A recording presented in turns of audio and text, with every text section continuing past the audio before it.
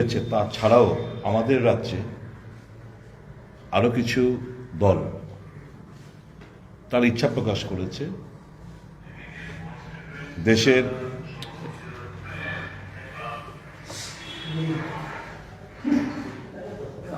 গণতন্ত্র এবং সংবিধানকে রক্ষার্থে উনারও এগিয়ে এসছেন। বিশেষ করে গণমঞ্চের তরফ থেকে যারা এসছেন, টিপিপি দলের তরফ থেকে যারা এসছেন, সিপিআইএমএল এর তরফ থেকে যারা এসছেন, তাদেরকে আমরা ধন্যবাদ জ্ঞাপন করছি তাদের এই সিদ্ধান্তের জন্য। আজকে মোট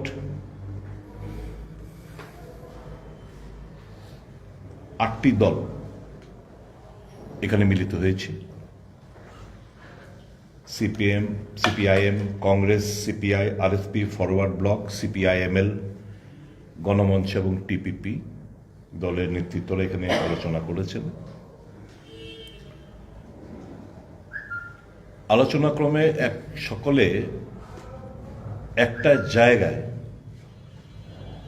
আমাদের মধ্যে বিভিন্ন দল থেকে আমরা এসছি, আমাদের মধ্যে ডিফারেন্স অফ ওপিনিয়ন থাকতেই পারে, মতাদর্শের লড়াই থাকতে পারে, কর্মসূচির লড়াই থাকতে পারে, কিন্তু দেশের সামনে যে সবচেয়ে মস্ত বড় বিপদ, এই বিপদের কথা মাথায় রেখে পেটের ইন্টারেস্টগুলো আমরা বিসর্জন দিয়ে দেশের সংবিধানকে বুকে আগলে রাখতে, গণতন্ত্রকে বজায় রাখতে, একটা ফ্যাসিস্ট সরকারের বিরুদ্ধে আমরা ঐক্যবদ্ধভাবে লড়াই করার আমরা অঙ্গীকারবদ্ধ হয়েছি।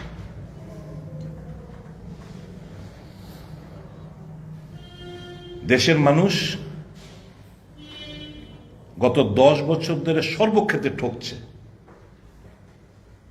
কথার কাজের সাথে কোনো মিল নেই। যা প্রতিশ্রুতি দিয়েছিল 10 বছর আগে, একটি প্রতিশ্রুতি উনারা রক্ষা করতে পারেননি। ইলেকট্রাল বন্ড নিয়ে সর্বশেষ যেটা বেরিয়ে এলো, এই সরকার ডাকাতদের সরকার, লুটপাটের সরকার, দেশের মানুষকে লুট করে নিচ্ছে, দলীয় ফান্ড স্ফীত হচ্ছে, আর গরিব খেটে খাওয়া মানুষ, কৃষক, শ্রমিক, শ্রমজীবী মানুষ, তাদের অবস্থা বেহাল। আজকে দেশের মধ্যে বেরোজগারি আজকে মারাত্মক একটা জায়গায় গিয়ে ঠেকেছে। কথা ছিল, প্রতিশ্রুতিবদ্ধ ছিল যে 2 কোটি চাকরি প্রতি বছর দেবে, 10 বছরে 20 কোটি কর্মসংস্থানের ব্যবস্থা করার কথা ছিল। কোথায়? সমস্ত কালো টাকা বিদেশ থেকে নিয়ে আসবে, 100 দিন কা মহরত দিজিয়ে। আজকে 100 দিন না, 10টি বছর দেশের মানুষ সময় দিয়েছে। কোথায় কালো টাকা? কোথায় 15 লক্ষ প্রত্যেকের ব্যাংকে ঢুকিয়ে দেবে? বহুত হো গয়ে মহঙ্গাই কি মার আব কি বার মোদী সরকার, এই তো স্লোগান ছিল। 415 টাকার গ্যাস এখন 1200 টাকা। নির্বাচন এসে কত টাকা? 100 টাকা মতো কমিয়েছে। ইউপিএ সরকারের জামানায় 2014 সালের আগে যখন কাঁচা তেলের ব্যারেল, প্রতি ব্যারেল প্রায় $140 কাঁচা তেল, তখন পেট্রোলের ডিজেলের দাম ছিল 55 থেকে ডিজেল আর 62-63 টাকা পেট্রোল। এখন কাঁচা তেলের দাম কমেছে, US ডলার 90, 100, 110-এর কাছে পৌঁছেছে, কিন্তু পেট্রোল ডিজেল 100 ছুঁই কিংবা 100 কাছাকাছি। এই ইলেকশন দেখে 2 টাকা করে পেট্রোল এবং ডিজেলের মধ্যে কমিয়েছে। এটা ঠকবাজের সরকার, ভাওতাবাজি সরকার, গণতন্ত্র কেড়ে নেওয়ার সরকার। সারা দেশে অর্থের জোরে বিরোধী রাজনৈতিক দলগুলোকে ভাঙ্গা গড়ার খেলা চলছে। সরকার ভেঙে ফেলছে। তাদের এই যে কিছু সংস্থা রয়েছে, ইডি, সিবিআই, ইনকাম ট্যাক্স, তাদেরকে ব্যবহার করে এই ইলেকট্রাল বন্ডের মধ্যে তো পরিষ্কার, যেখানে থাবা বসিয়েছে, কিছুদিন বাদে টাকা দিল, বাস, আর কোনো হই হুল্লোড় নেই, এনকোয়ারি শেষ। এই যে একটা অরাজকতার পরিস্থিতি সারা দেশ জুড়ে, এর বিরুদ্ধে গণতন্ত্রের উপর যারা বিশ্বাসী, যারা সচেতন দল, যারা মানুষের উপর বিশ্বাস রাখে, মানুষের জন্য কিছু করতে চায়, যারা সংবিধানের উপর আস্থা রাখে, আজকে সেই সমস্ত দলগুলো মিলে আমরা বসে সিদ্ধান্ত নিয়েছি যে ঐক্যবদ্ধভাবে আমরা নির্বাচনটা লড়ব, মানুষের কাছে আমরা যাব, মানুষকে বোঝাবো। এবং আমাদের শক্তি মানুষ, আমাদের অর্থ নেই, আমাদের বাহুবল নেই, আমাদের প্রশাসন নেই, আমাদের পুলিশ নেই, আমাদের কোনো ক্ষমতা নেই। আমরা যে কথাগুলো বলছি মানুষের বিশ্বাসের উপর আস্থা রেখে আমরা কথা বলছি। আর আমরা এই দলগুলো গণতন্ত্রের পূজারী, গণতন্ত্রে বিশ্বাস করে, এবং গণতন্ত্রের শেষ কথা জনগণ বলে বলে আমরা বিশ্বাস করি। আমরা কখনো বলবো না এদের মতো দায়িত্ব জ্ঞানহীনের মতো যে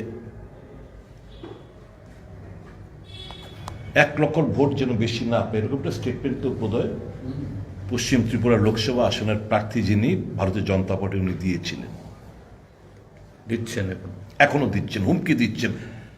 আরেক নেতা সবে তার আসল মুখোশটা খসে পড়েছে, সেও নাকি দেখলাম কোন একটা খবরের কাগজে ঘর থেকে বেরোতে দেবে না, এই না সেই না।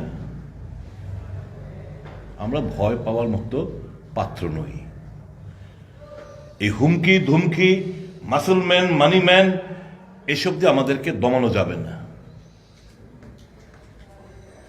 এরা বলছে আমরা ভুলে যেতে চাই, এদের ক্ষমা করে দিতে চাই, because they are novice in politics. এর মানে এই নয় তোমরা মানুষের গণতান্ত্রিক অধিকার খর্ব করবে আর আমরা চুপটি মেরে বসে থাকবো, সেই রকম পাত্র কিন্তু আমরা নই। মানুষের কাছে এপিল থাকবে, এই জোট দেশের স্বার্থের জোট, এই জোট আপনার গণতান্ত্রিক অধিকার সুরক্ষার জন্য জোট, এই জোট সংবিধানকে বাঁচানোর জন্য জোট, এই জোট বেকারদের স্বার্থে জোট, এই জোট কৃষক, মেহনতি মানুষ, খেটে খাওয়া মানুষ, শ্রমজীবী মানুষের স্বার্থে জোট, এই জোট সরকারি কর্মচারী পেনশনারদের স্বার্থে জোট, এই জোট জাতি, জনজাতি, আদিবাসী সকল অংশের মানুষের স্বার্থে জোট, শান্তি সম্প্রীতির জোট। এই জোট ধর্ম নিরপেক্ষতার জোট। আমরা ডিভাইসিভ পলিটিক্সকে ঘৃণা করি। মানুষের মধ্যে মানুষকে লেলি দেওয়া, লড়াই করা, রক্তপাত ঝরানো, এর বিরুদ্ধে আমরা যারা এই দেশের মাইনরিটি, তাদেরকে আমরা বুকে আগলে রাখতে চাই, অভয় দিতে চাই। এই দেশ তোমার, এই দেশ আমার, এই দেশ সকল ধর্মের, বর্ণের, রঙের, সমস্ত কিছু ঊর্ধ্বে উঠে এই ভারতবর্ষ আমাদের। আমাদের কাছে একটাই ধর্ম, মানবতা ধর্ম। মানুষ মানুষের জন্য, কে খ্রিস্টান, কে মুসলমান, কে বুদ্ধিস্ট, কে শিখ, কে জিউ, কে কি রং, কে কি ভাষা, কার কোন আঞ্চলিকতা, এই নিয়ে আমরা কোনো কিছু চিন্তা ভাবনা নেই, মাথা ব্যথা নেই। We want to unite the countryman. তাই তো কংগ্রেস দলের নেতা রাহুল গান্ধী ভারত জোড়ো যাত্রা করেছেন এবং ভারত জোড়ো ন্যায় যাত্রা করেছেন, কারণ অন্যায় প্রত্যেকটি ক্ষেত্রে সংগঠিত হচ্ছে। গতকালকে আমাদের ইস্তাহার পাঁচটি ন্যায়ের উপর আমাদের ম্যানিফেস্টো কমিটির মিটিং সম্পন্ন হয়েছে। হিস্সাদারি ন্যায়, युवा ন্যায়, কিষাণ ন্যায়, নারী ন্যায় এবং শ্রমিক ন্যায়। এই পাঁচটি, এর মধ্যে পাঁচটি জাতি জনগণনা। এই ইন্ডিয়া জোট ক্ষমতা এলে জাতি জনগণনা করাবে। এসটি, এসসি, ওবিসি তাদের অর্থনৈতিক অবস্থাটা কি, তারা কেন পিছিয়ে পড়ে রয়েছে আজও? 2011 সালে আপনারা জানেন ইউপিএ সরকার এই জাতি গণনা কাস্ট বেস সেন্সাস করার জন্য প্রক্রিয়া শুরু করেছিলেন। Unfortunate 2014 Congress government, UPA government ক্ষমতাচ্যুত হয়। 2016 সালে মোদী সরকারের কাছে এই জাতি গণনার ডেটাগুলো জমা পড়ে। কংগ্রেস তখন থেকে বারংবার দাবি করে আসছে যে ডেটা রয়েছে তোমরা প্রকাশ করো। বলল এর মধ্যে কিছু ত্রুটি বিচ্যুতি রয়েছে। আমরা স্টেট গভর্নমেন্টের কাছে আবার পাঠিয়েছি, রেসপেক্টিভ স্টেট গভর্নমেন্ট আবার সবগুলো রেকটিফাই করে পাঠিয়েছে, 100% ওকে করে পাঠিয়েছে। কিন্তু আজ পর্যন্ত এই কাস্ট বেস সেন্সাসের ডেটা আজকে প্রকাশ করলেন না, করার সাহস নেই, কারণ অনেক কিছু বেরিয়ে আসবে। কাজে এখানে কি রয়েছে? জাতি গণনা করবে, আরক্ষণ কা হক, এই যে 50%, আপনারা জানেন কিছু বললে 50% ক্যাপ সুপ্রিম কোর্টের অর্ডার বলা হয়। এখানে বিধানসভার মধ্যে আমরা এখানে অনেক লেফট ফ্রন্ট থেকে শুরু করে আমাদের সুব্রত ভৌমিক সাহেব থেকে শুরু করে বিভিন্ন রাজনৈতিক কংগ্রেস, আমরা ওবিসিদের সাথে কথা বলার চেষ্টা করেছি, কিন্তু সুপ্রিম কোর্টে ক্যাপের প্রেক্ষিতে এগুলো হয়নি। এখন এই কাস্ট বেস সেন্সাস যখন প্রকাশিত হবে, এই যে 15% যে ক্যাপ, সেই ক্যাপটা কিন্তু অটোমেটিকলি সেটা উঠাতে হবে। SC ST subplan special budget for SC ST equal to their share of population. SC population যত, ST পপুলেশন যত, তত সাবপ্ল্যান তৈরি করে তত পরিমাণের টাকা খরচা করা হবে। জল, জঙ্গল, জমিন কা কানুনি হক, forest right act claims will be settled within 1 year। আপনি ধরতি আপনি রাজ, এই ভারতবর্ষের মধ্যে যেখানেই সেই সমস্ত এলাকাগুলোকে নোটিফাইড শিডিউল এরিয়া হিসেবে ঘোষণা করা হবে। युवा ন্যায়, ভর্তি ভরসা, 30 লক্ষ নতুন ভাবে সেন্ট্রাল গভর্নমেন্টের যে শূন্যপদগুলো পড়ে রয়েছে সেগুলো প্রত্যেক ক্যালেন্ডার ভিত্তিক তারা এগুলো নিয়োগ করা হবে। পেহলি নকরি পাক্কি, গ্রাজুয়েশন ডিপ্লোমা করার পর প্রথম বছরেই তাকে এই শিক্ষিত যুবকদের বছরে 1 লক্ষ টাকার একটা অ্যাপ্রেন্টিসশিপ ট্রেনিং করা হবে, অর্থাৎ 8,500 টাকা করে প্রতি মাসে। গিগ ইকোনমি মে শ্রমিক সুরক্ষা, যারা বিভিন্ন প্রাইভেট সংস্থা, বেসরকারি সংস্থা, সরকারি সংস্থাতে যারা রেগুলার অ্যাপয়েন্টমেন্ট না, শ্রমিক, তাদের জন্য বেটার ওয়ার্কিং কন্ডিশন এবং সামাজিক সুরক্ষার এই গিগ ওয়ার্কারদের জন্য তৈরি করা হবে। युवा রোশনি, 5,000 কোটি টাকার স্টার্ট আপ ফান্ড তৈরি করা হবে দেশ জুড়ে। কিষাণ ন্যায়, সহি দাম, MSP লিগেল গ্যারান্টি এট পার স্বামীনাথন ফর্মুলা, স্বামীনাথন যে রিপোর্ট, সেই ফর্মুলা অনুসারে MSP টাকে গ্যারান্টি করা হবে, অধিকার দেওয়া হবে, অ্যাক্ট আনা হবে, আইন করা হবে।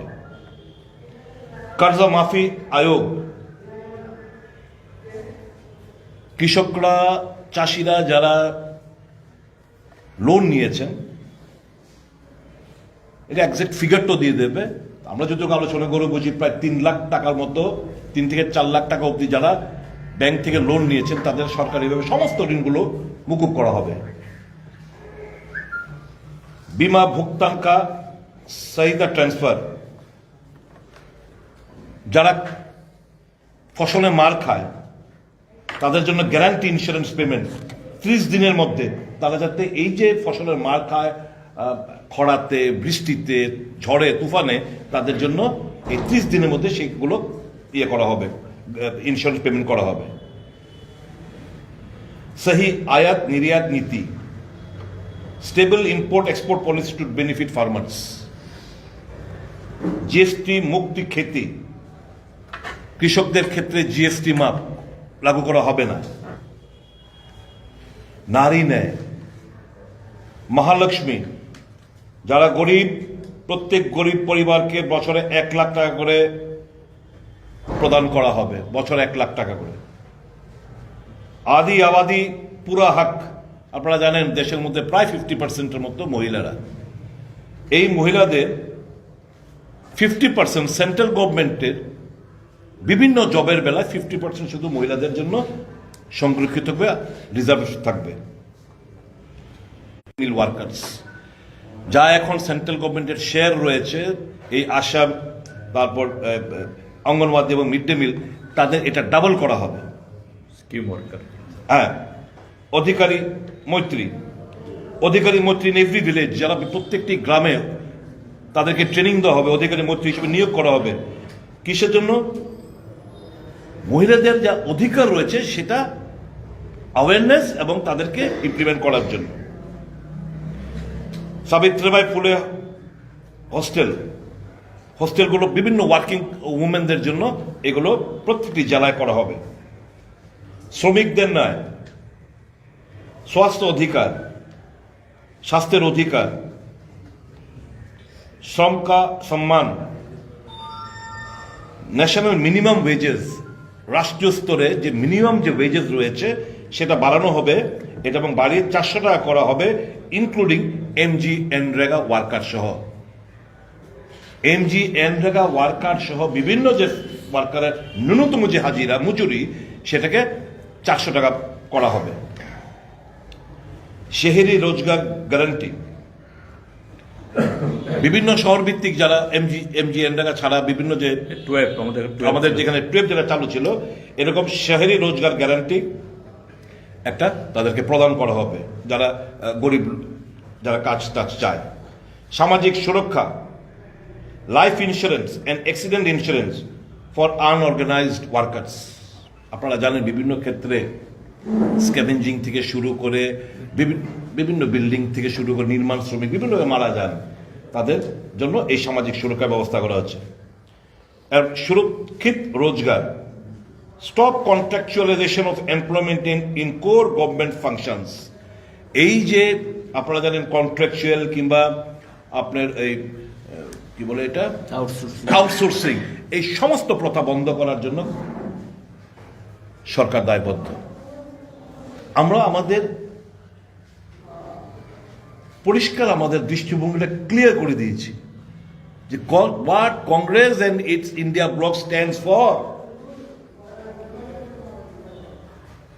মানুষের ধ্যান অন্যদিকে ভটকাতে চাই না আমরা।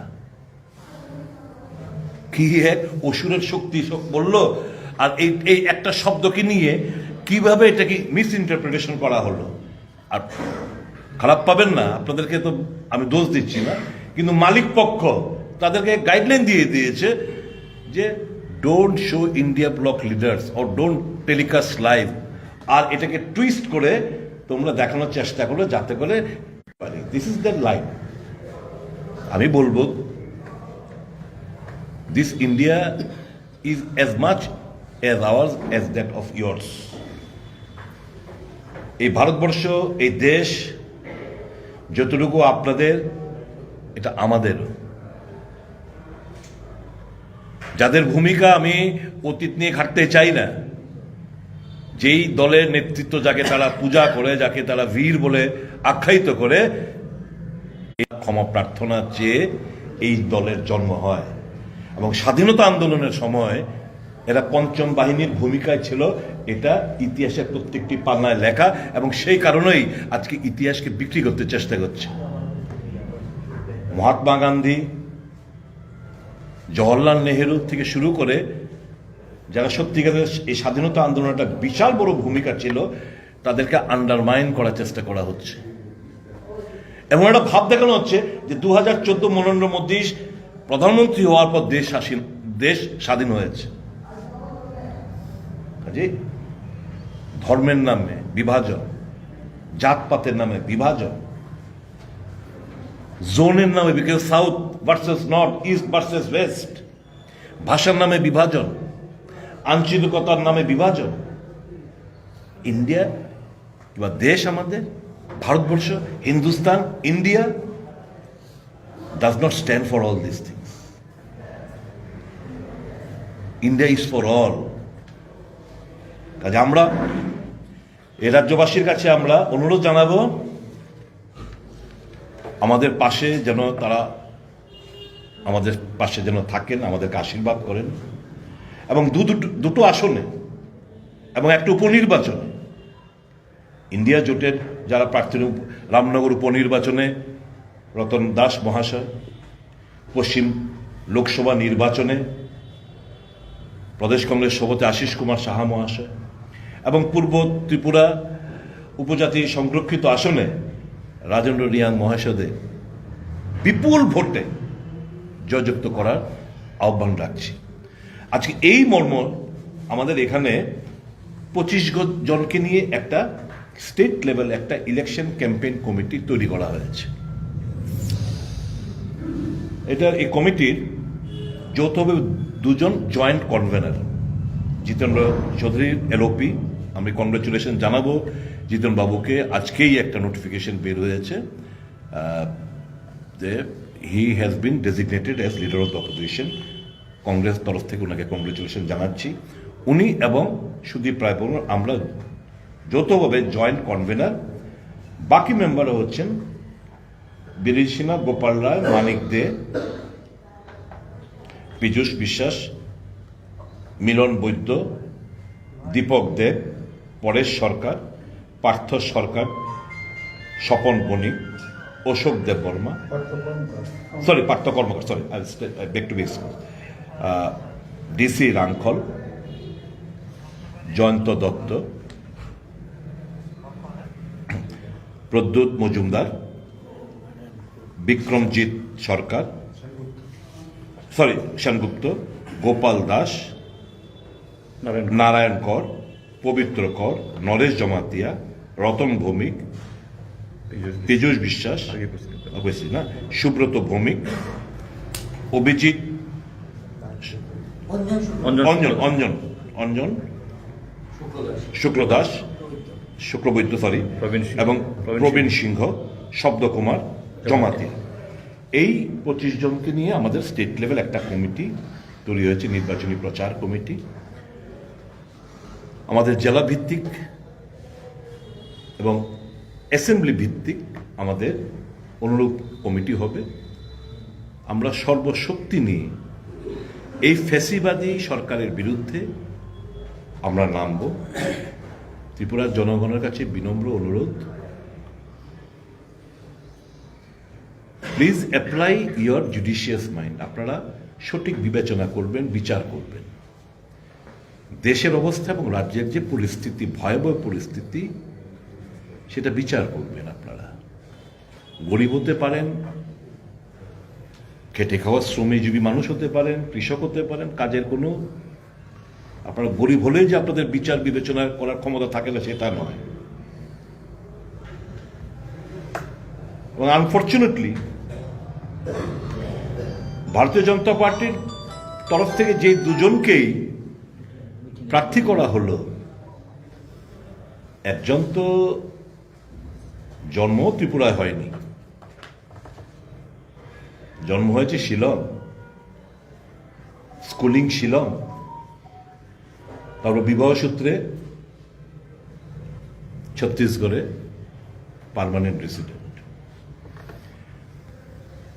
ইতিপূর্বে ত্রিপুরার রাজনৈতিকভাবে, সামাজিকভাবে কোনো ধরনের মানুষের প্রতি কোনো দায়িত্ব, কর্তব্য, দায়বদ্ধতা পরিচয় আমরা পাইনি, আননোন।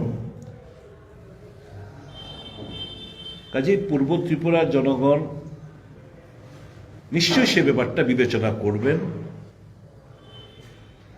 কিভাবে ধোঁকা দিয়ে এতকাল এই রাজ্যের আদিবাসীদের ঠকিয়েছে। ऐसा करेंगे तैसा करेंगे, ऐसा ला देगा वैसा ला देगा, constitution solution, one last fight, no compromise, পয়লা জাতি উলা পার্টি থেকে শুরু করে সব কত কিছু না বলল। শেষ অব্দি কি নিজের বোনকে এই সমস্ত তিপ্রাসা জাতিগোষ্ঠীকে বিক্রি করে নিজের বোনকে প্রার্থী করল। এর থেকে লজ্জার কিছু হতে পারে না। আসল রূপ আশা করি এই রাজ্যের আদিবাসীরা সহ অন্যান্য যারা মানুষরা রয়েছে তার আসল চেহারাটা, নগ্ন চেহারাটা প্রকাশিত হয়েছে। আর পশ্চিম ত্রিপুরায় যিনি প্রার্থী রয়েছেন, ব্যক্তিগতভাবে কাউকে আক্রমণ আমি করি না, কিন্তু আনফর্চুনেটটা বাস্তব। দীর্ঘ একটা সময় ত্রিপুরার বাইরে, তারপর হঠাৎ আবির্ভাব ঘটল। 4 বছর, প্রায় 4 বছর মুখ্যমন্ত্রী ছিলেন। 4 বছরের মুখ্যমন্ত্রীকালে ত্রিপুরার জনগণ নিশ্চয়ই সে সময়কার কথাগুলো ভুলে যাননি। আবার এসছেন আমাদেরকে এন্টারটেইন করার জন্য, এবং আসার পরেই নতুনভাবে ত্রিপুরার যে মানুষ এন্টারটেইন হচ্ছে এটা আমরা জানি। কিন্তু এটা দিয়ে তো আমাদের রাজ্যের উন্নয়নকে ত্বরান্বিত করা যাবে না। এটা দিয়ে তো it will not সাফাইস public demand.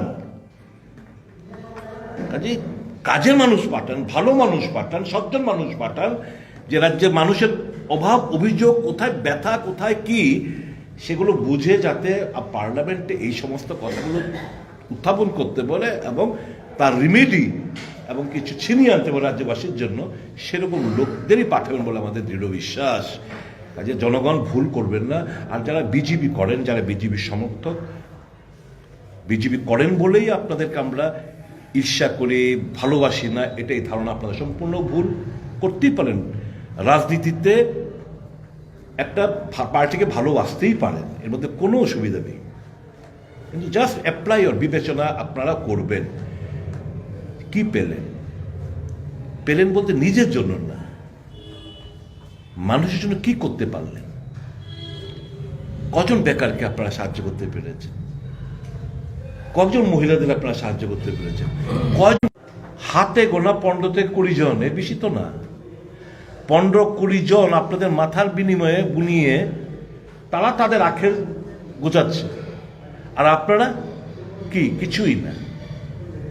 আমরা আহ্বান করব না, রেহাই দিন, আর ভারতবর্ষের বুকে জানান দিন, যতই আন্ধি আসুক, তুফান আসুক, সংবিধানকে আপনারা বুকে আঁকড়ে রাখতে চান।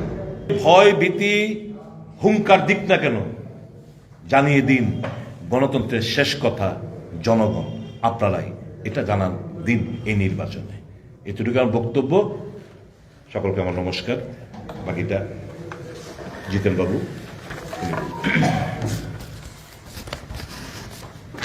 সুদীপ বাবু,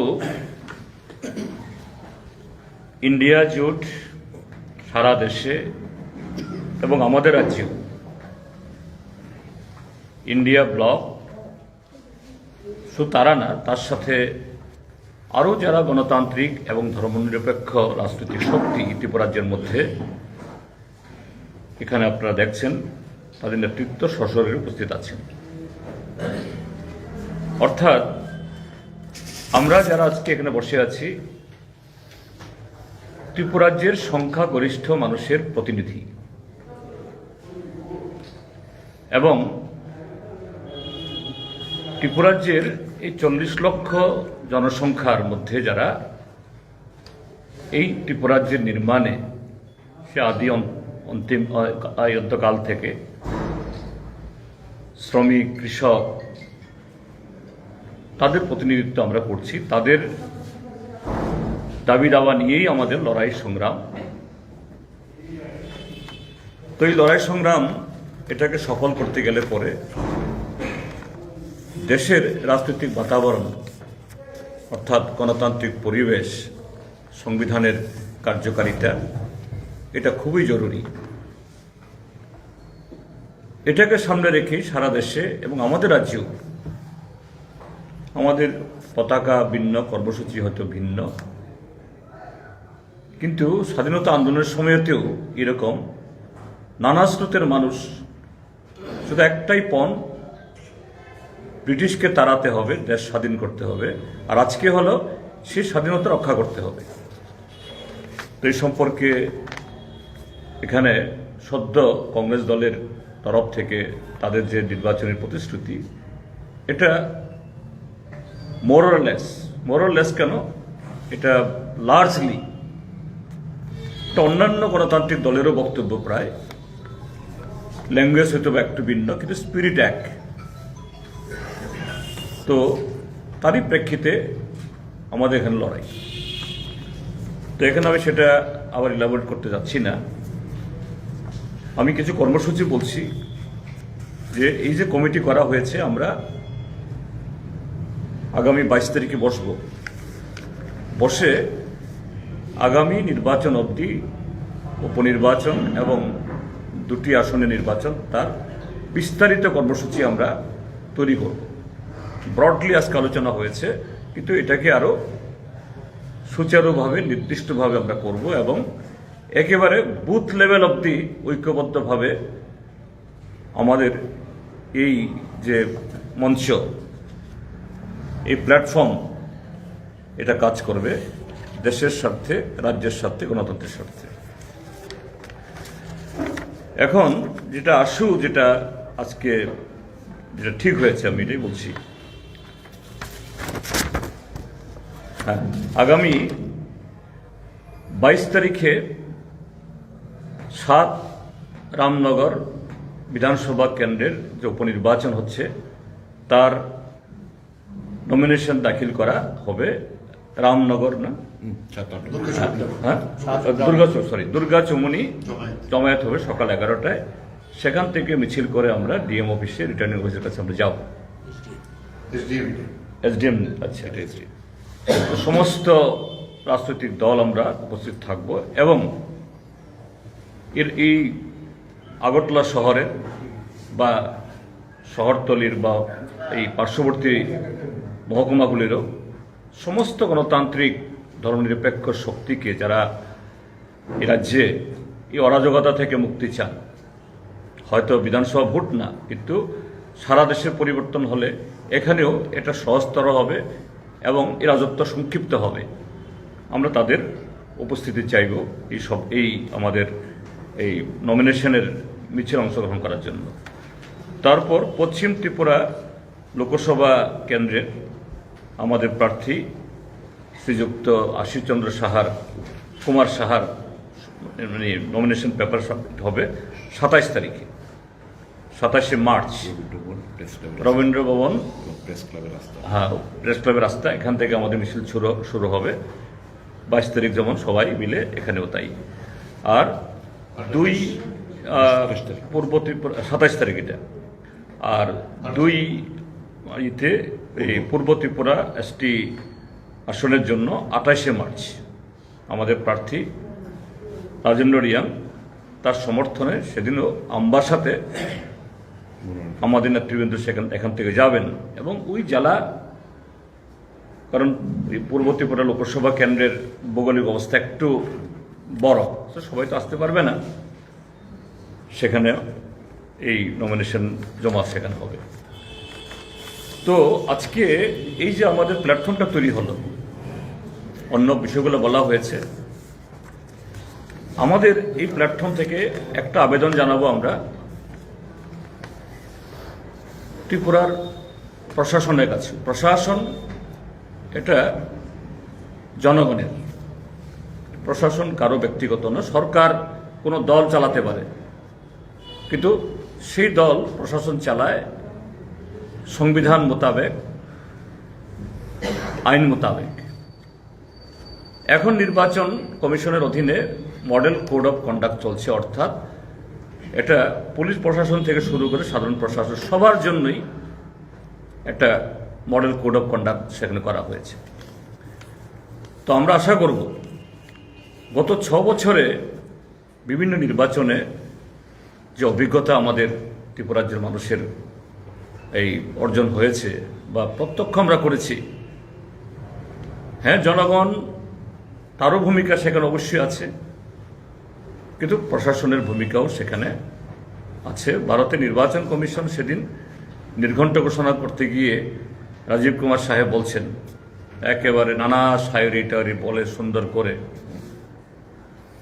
যে অতীতের সমস্ত ভালো অভিজ্ঞতার সমন্বয়ে এবং খারাপ অভিজ্ঞতা এটা মাথায় রেখে এবার free and fair election ensure করার জন্য যাবতীয় ব্যবস্থা গ্রহণ করা হবে। তো আমরা আশা করব ত্রিপুরাজ্যের যারা প্রশাসনে আছেন, কি পুলিশ বা সিভিল, দীর্ঘদিন তাদের সাথে আমরা কাজ করে আসছি, তাদেরকে আমরা ব্যক্তিগতভাবে চিনি, কাজের মধ্য দিয়ে আমরা চিনি। দে আর ক্যাপাবেল, ভালোভাবে তারা করতে পারেন। তারা যেন এই যে নির্বাচন কমিশন যে আশ্বাস দেশবাসীকে দিয়েছে, এই আশ্বাস এটাকে বাস্তবে পরিণত করার জন্য সেই ভূমিকা গ্রহণ করে, এবং তারা ইচ্ছা করলে এটা পারে, আগামী দিনও পারবে, এই বিশ্বাস আমাদের আছে। এবং এই যে নির্বাচন যেদিন ঘোষণা হলো সেদিন থেকে যে দু একটা ঘটনা ঘটেছে, সংখ্যা বেশি না, এই মোহনপুরে যা ঘটল, এটা খুবই আগামী দিনের জন্য একটা ইঙ্গিত। কাজে আমাদের অনুরোধ থাকবে প্রশাসন এবং কমিশন শুরু থেকেই এই জাতীয় প্রবণতা রোখার জন্য ত্রিপুরাজ্যের মানুষ সর্বতোভাবে তাদের সাহায্য করবে। ইন্ডিয়া ব্লক শুধু ভোট চাওয়া না, যে কমিশনের সেই যে পবিত্র দায়িত্ব পালনের ক্ষেত্রেতেও সেখানেও আমাদের ভূমিকা থাকবে। এবং মিডিয়ার কাছে আমাদের আবেদন, মিডিয়া সবার জন্য, মিডিয়া গণতন্ত্রের চতুর্থ এবং অত্যন্ত গুরুত্বপূর্ণ স্তম্ভ। এবং এটা গত 10 বছরের অভিজ্ঞতায় নিরিখে আপনারাও দেখছেন যে আজকে এই মিডিয়া আক্রান্ত, অর্থাৎ মিডিয়ার সাথে যুক্ত যারা শ্রমিক, কলমচি সবাই, আর এই মিডিয়াকে ব্যবহার করে একচাটিয়া পুঁজিপতি সমস্ত লুট করে নিচ্ছে আপনাদের এই জীবন, যৌবন, সব কিছু, রক্ত, ঘাম, সব কিছু।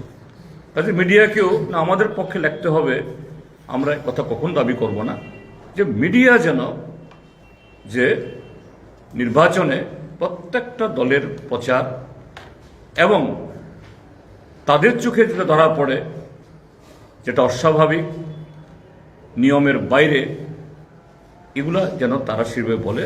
গণতন্ত্র রক্ষা এটা আমাদের ইয়ের জন্য না, গণতন্ত্র রক্ষার ক্ষেত্রেতে তাদের সেই ভূমিকা পালন করবেন, এটাই আমার আবেদন। কেউ যদি কিছু বলতে চান, হ্যাঁ, যদি আপনাদের কিছু থাকে। So, when India alliance has been formed, on the contrary, the ruling alliance, they are of the allegation that these two parties were always fighting against loggerhead at each other. Now they have come together as they are power mongers. So that has brought them together. How do you react to it? You see, yes, it's a fact. The communists and the Congress have been fighting each other. It was a political battle.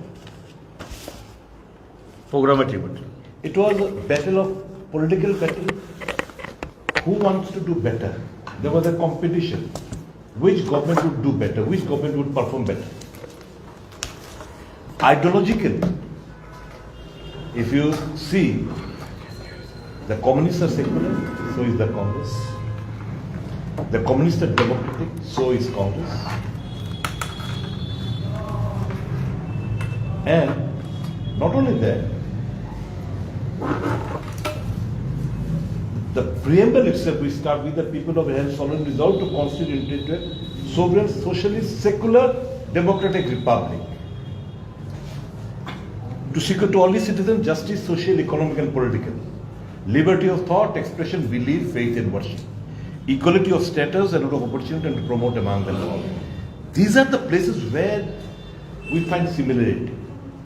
So it is not at all incorrect to say that we are power monger. How? We were in power. Mr. Asif Saab, I said, we were in power. We stepped out of power. Why? Because we felt that this government is all set to rule the public exchequer. They are not here to do justice for the common people. And that is why we walked out. Now, money mongers and power mongers, they have stepped in. Very recently, the person who has been leveled this accusation against us, they are not only power mongers, they are money mongers. This is a reflection of the selling out of the entire Tiprasa